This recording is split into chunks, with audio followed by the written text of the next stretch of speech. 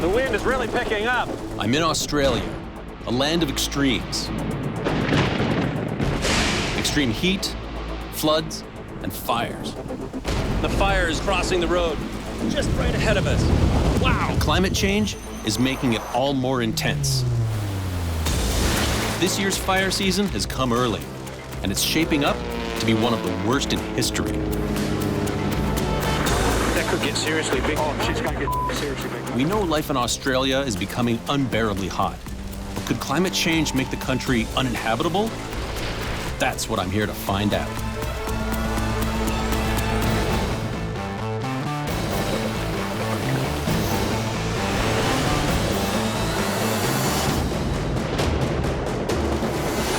Australia is vast and diverse, with coasts that meet 5 different seas.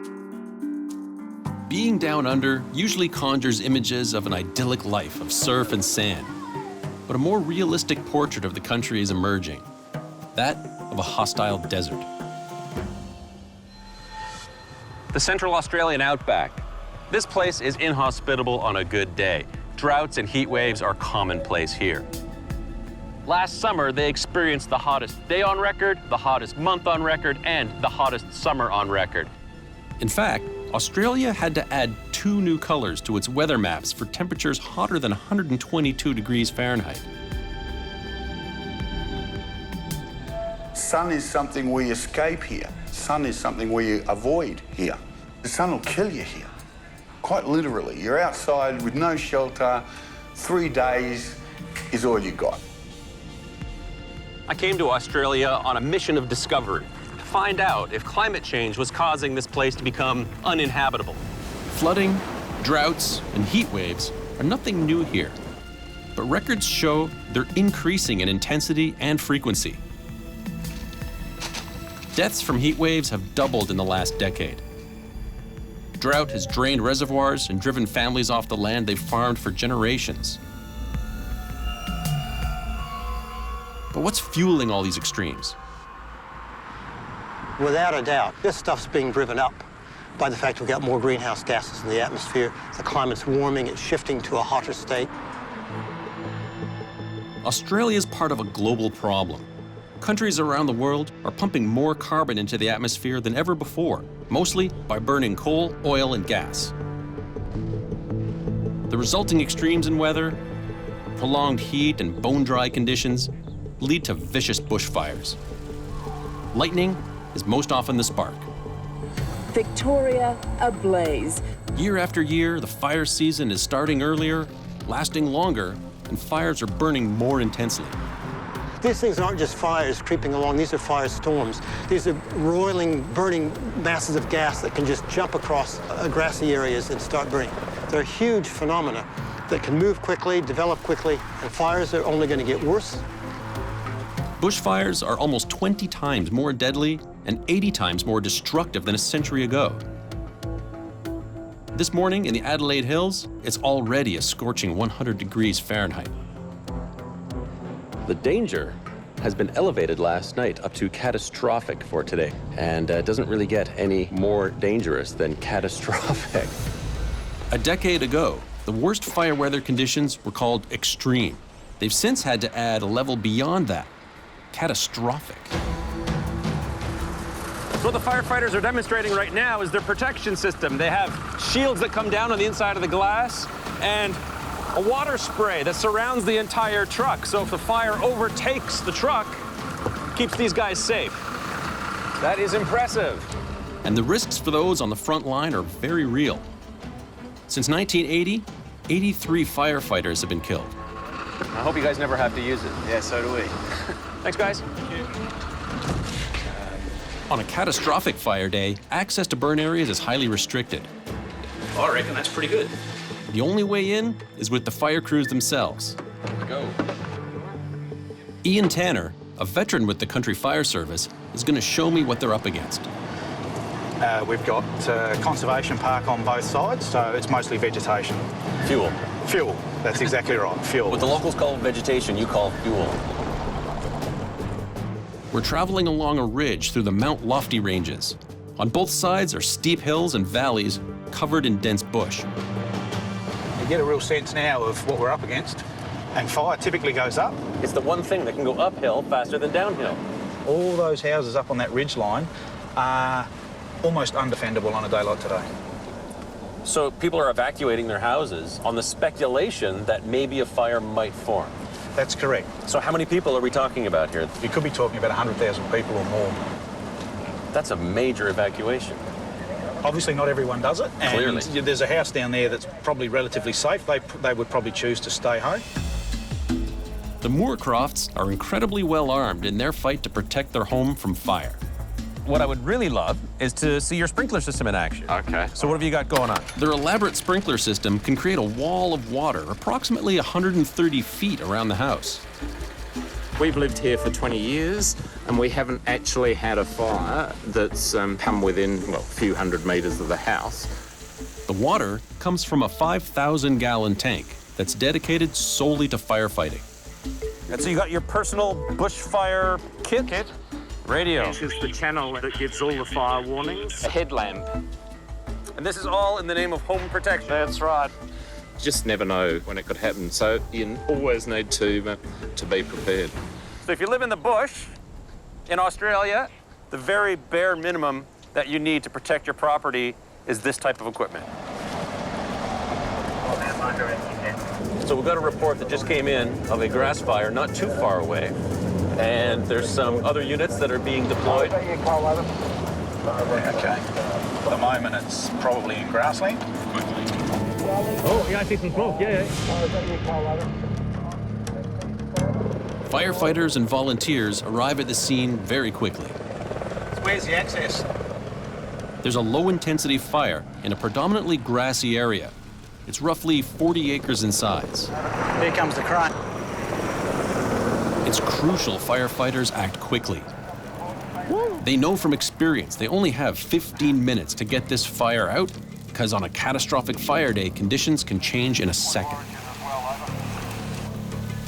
If you have a look at the leaves in the trees, you can see that the leaves are still there, so the fire hasn't got up into the trees. Right. So it's come through here fairly quickly. It's not real big high flames. Here's an area where you can see the fire is just in this very low-lying fuel. So just the grass and the leaf litter. Incoming!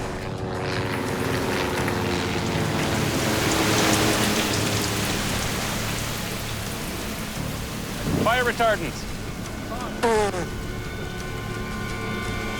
In no time, the fire is pretty much out.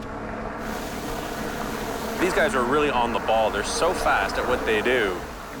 Ground crews are backed by highly trained professionals and volunteers who dispatch crews and analyze fire behavior.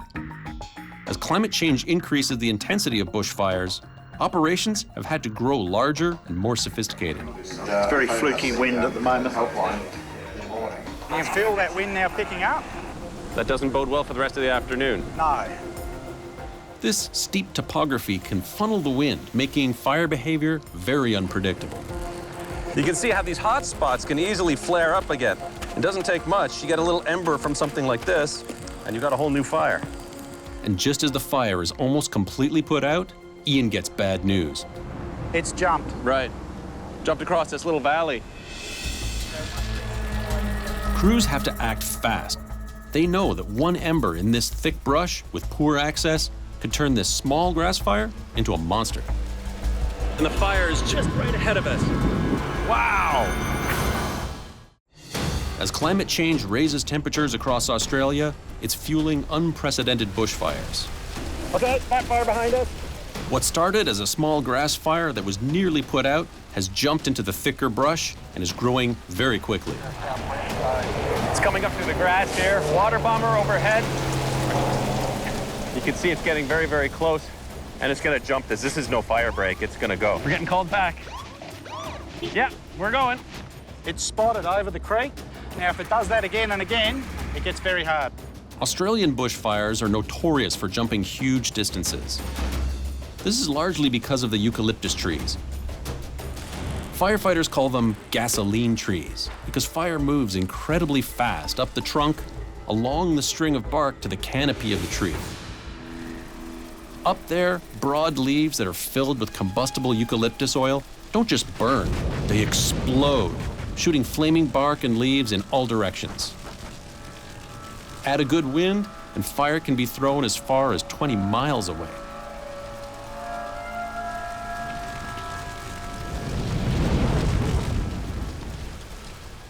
The situation is changing very, very dynamically. I've been given the 2-minute warning here. We have to get out because the wind is starting to change direction. I can see the smoke now blowing this way, so we got to bolt. The fire has fully taken in the scrub. Heavier fuels mean the fire burns more intensely and is much harder to put out. Air bombers attack the head of the fire, but it rekindles in minutes. The fire's moving fast and is headed straight for the town of Kersbrook, where residents are scrambling to evacuate. Just on one of the access roads here, and the fire is just coming up over the ridge and crossing the road, just right ahead of us. And it's just making its way up on these branches. We've got a safe escape route down this way. We've got to really keep a close eye on the fire behavior. This tree here is already up. The wind is predominantly blowing in this direction, so the fire is going to spread this way. Here it comes. Wow!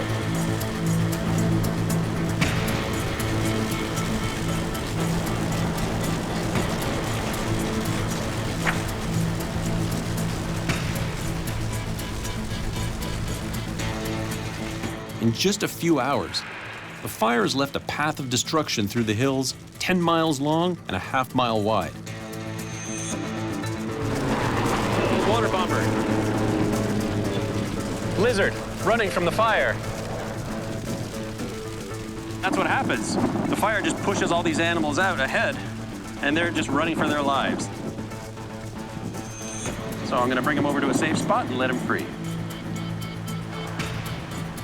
Fire continues down the ridge, leaving total destruction in its wake. So you'll see it's not much left now. So all this fire damage is just moments old. It's still hot.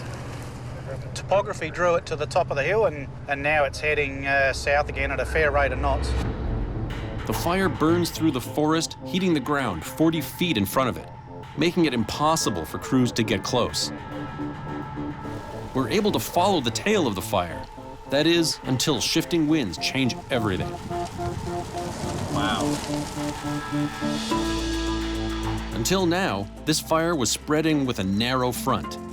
An extreme 90-degree wind shift has now turned the flank fire into a head fire, going from a half-mile wide front to a 10-mile wide front in the blink of an eye. Is there any chance we're going to be able to stop it getting through there? No way, mate. That could get seriously big. Oh, shit's going to get seriously big, mate. Support is called in from fire services in the neighboring states.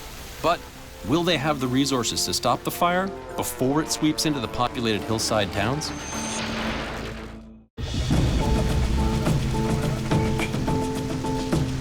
Right now, there's basically nothing that the firefighters can do. They're trying to protect some of the assets, homes, farms in the area, but that's all they can do, try and slow it down. Goes to show how capricious fire actually can be. All it takes is a little ember from a fire that we thought was out to just light up the whole area. And the bigger the fire, the more erratically it can behave. Smoke devil! On rare occasions, fire whirls can develop and throw burning debris miles away.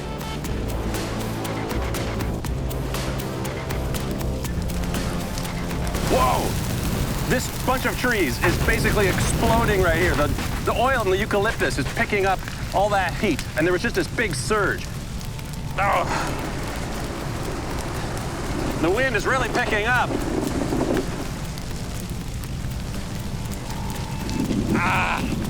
The heat I'm feeling on my face right now is almost undescribable. Yeah, gotta back away from that.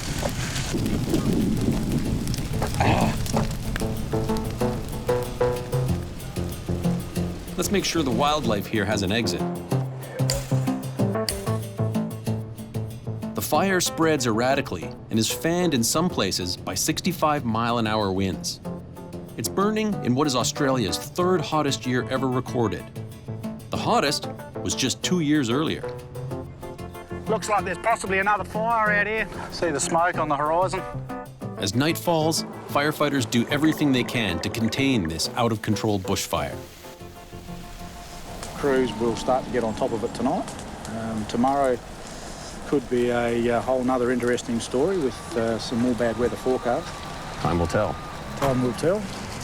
Fire crews work all through the night. But the mark of a heat wave is that nighttime temperatures aren't much lower than in the daytime. On day 2, the fire is declared a major emergency. So far, it's burned through 27,000 acres. It's hit 4 towns, and 13 firefighters have been injured, and they have to deal with more catastrophic fire weather. It is a scorching hot day with very low relative humidity. Of course, as these temperatures continue to stay hot year after year after year, we're just going to see more and more fires just like this one. We know this because we can see that all of Australia's weather is changing. Because of climate change, Australian winters are now dumping more rainfall in big bursts, causing flooding, which results in more vegetation growth and so denser bush. But in the summer, the heat is on. More hot, dry days lead to drought, and all that dense bush turns into kindling. All you need is a spark to start a raging wildfire.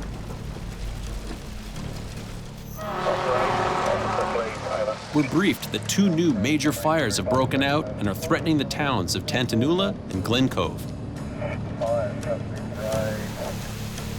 How's the house in here? I don't know. I'll ask him to go in and check.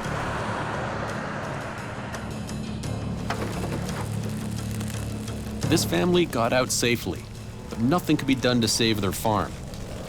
This is the reality of living in South Australia. It's inhabitable, but just. It's really astounding to see the power of these wildfires, just the tremendous speed at which they can spread, how hot they can burn, and how much of an effect they can have on the people that live here. Over the next 4 days, 20 homes are destroyed and considerable livestock and crops are lost. But luckily, no one has died. That's not been the case in the past. The country's worst ever natural disaster was a bushfire. We're finding more bodies as we gain access. In 2009, 173 people died in the Black Saturday fire. Will firefighters in South Australia be able to stop this fire from turning into a similar disaster? By day 5, fire crews in South Australia are exhausted, but they continue to do everything they can to protect surrounding communities. We want neat edges right along this other side if we can. What really impresses me is the response that you guys have. So many trucks, so many volunteers. The people around here really do seem to listen to the warnings. Yep. And obviously some places, all you can do is stand back and watch. There's nothing you can do in a lot of situations. So, yeah.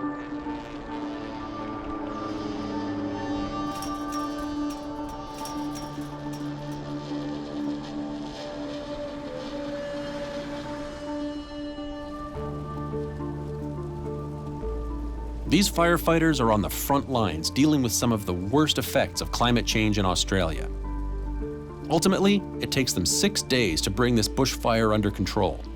It burned through almost 32,000 acres. 27 homes were destroyed and 134 people, mainly firefighters, were injured. The total cost was nearly $40 million.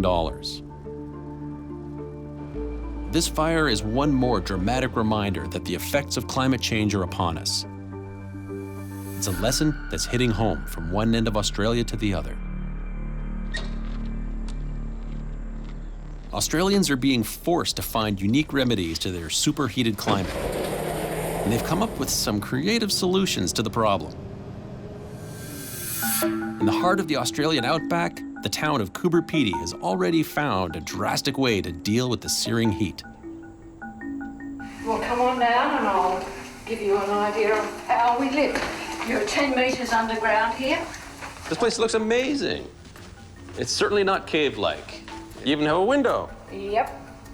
And that's just a borehole to the surface. Cool in the summer, warmer in the winter. Yeah. No heating or air conditioning costs whatsoever. No. Ideal. For those days under 30 degrees, the resourceful adaptations of Coober Pedy continue outside. So this is the Coober Pedy golf course. I see you're missing something rather important, grass. Yes, So we got blacks instead of greens. And you have 18 holes here? 18 holes. This is the worst golf course I've ever seen. Yep, and it's probably the worst in the world. Your ball will always end up in the rough here. Someone's just gone ahead and built an 18-hole golf course in the middle of Central Australia as an act of defiance. It's like, you tell me I can't, well, here it is. And that sort of defines the Australian personality of... Yes, that pioneering mentality. The people of Coober Pedy have found a unique way to beat the heat, but this is just one community. If temperatures keep rising the way they have been, the entire country may soon look like this. But will it become uninhabitable? Well, not to Australians. The one thing that I've learned about these people is that they are strong, they are resilient. They take pride in being able to adapt and survive in these types of environments, as harsh as they might be. There may not be a need to adapt if Australia's climate becomes more hospitable. That could happen if countries around the world reduce the amount of greenhouse gas they're putting into the atmosphere. As Australians confront the most dire effects of climate change, they're turning to alternative energy sources to fight the problem. Australia is giving the rest of the world a glimpse of the future if climate change goes unchecked. Maybe it can also show the world what can be done to fight it.